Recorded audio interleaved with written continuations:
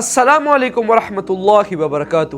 تو تمام ویورز کو خوش آمدید ہمارے آج کے قرآن کلاسز سیشن نمبر 39 کے اندر۔ انشاءاللہ تعالی العزیز آج ہم سورہ بقرہ کی آیت نمبر 40 کو کور کریں گے اور انشاءاللہ ہم اپنا نیکسٹ رکوع بھی سٹارٹ کر رہے ہیں۔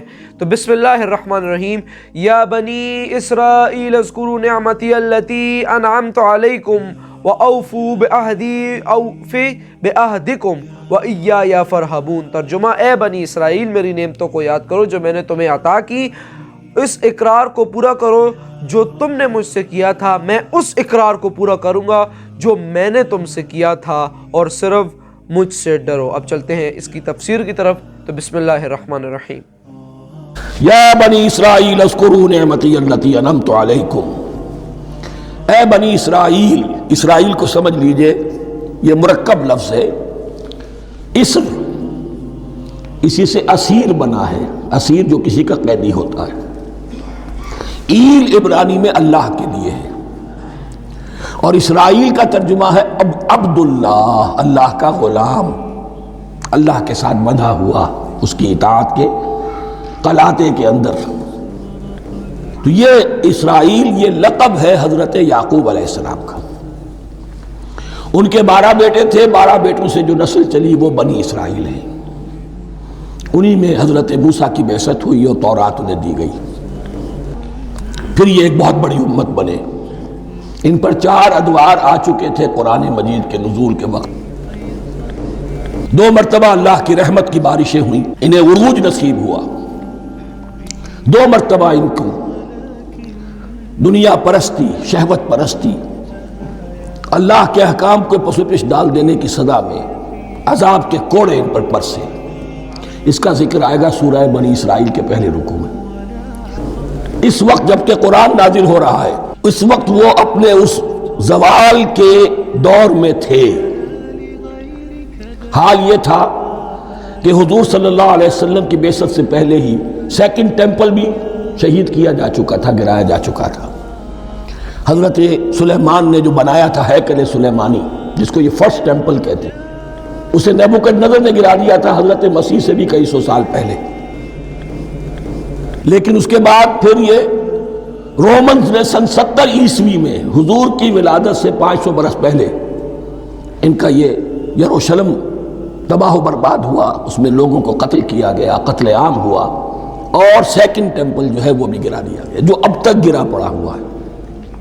صرف ایک ویلنگ وال ہے جس کے پاس جا کر یہودی جو ہے ماتم کر لیتے ہیں، روتے ہیں، اور اب وہ بنانے پر تلے ہوئے ہیں اپنا 3rd ٹیمپل، اس کے نقشے بن چکے ہیں، بلو پرنٹ بن چکے ہیں۔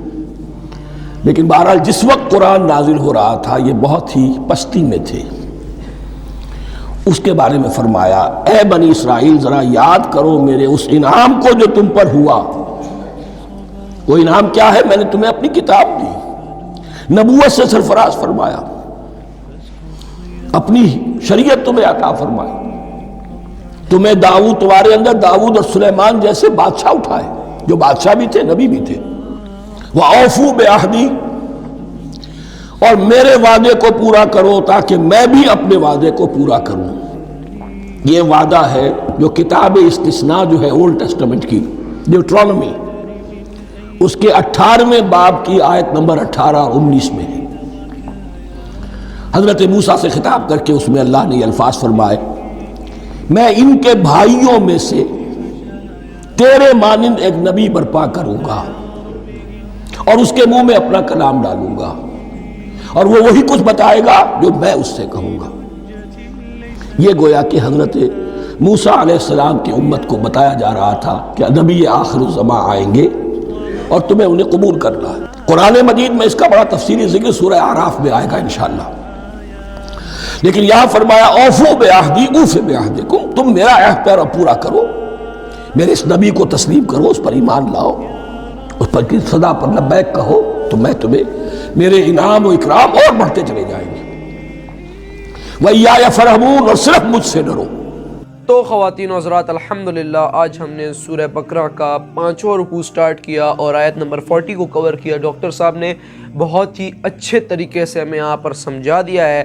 اچھا، بس ایک چیز میں یہاں پر بتاتا چلوں کہ یہاں پر جیسے کہ اس آیت میں اے بنی اسرائیل میری نعمتوں کو یاد کرو جو میں نے تمہیں عطا کی، اور اس اقرار کو پورا کرو جو تم نے مجھ سے کیا تھا، یعنی میرے سے جو تم لوگوں نے وعدہ کیا تھا مجھ سے وہ پورا کرو، اور میں بھی تمہارے اس وعدے کو پورا کروں گا۔ یعنی جیسے ڈاکٹر صاحب رحمۃ اللہ علیہ نے کہا کہ آپ صلی اللہ علیہ وآلہ وسلم کو تسلیم کرو، ان کو آخری نبی تسلیم کرو، تو پھر تمہیں اور نعمتوں سے نوازوں گا اور انعامات سے نوازوں گا، یا جیسے ڈاکٹر صاحب نے تفسیر کے اندر یہ بات کہی۔ تو میں صرف یہ آپ کو ہائی لائٹ کرنا چاہتا ہوں کہ یہ ادھر اس وعدے کا ذکر ہے، لوگ یہاں پر کنفیوز ہوں گے کہ وعدہ ادھر کون سا کہا گیا، تو یہ وہ وعدہ ہے، ٹھیک ہے، جیسے ڈاکٹر صاحب رحمۃ اللہ علیہ نے بہت اچھے طریقے سے سمجھایا، باقی انہوں نے بہت اچھے سے سمجھا دیا تو اور سمجھانے کی ضرورت نہیں۔ تو آج کے لیے اتنا ہی، انشاءاللہ ملتا ہوں آپ لوگوں سے منگل کے دن 8:30 پر، تب تک کے لیے اللہ حافظ۔ وما علینا الا البلاغ المبین۔ صلی اللہ علیہ وآلہ وسلم۔ جزاک اللہ خیر۔ نصر و علیکم۔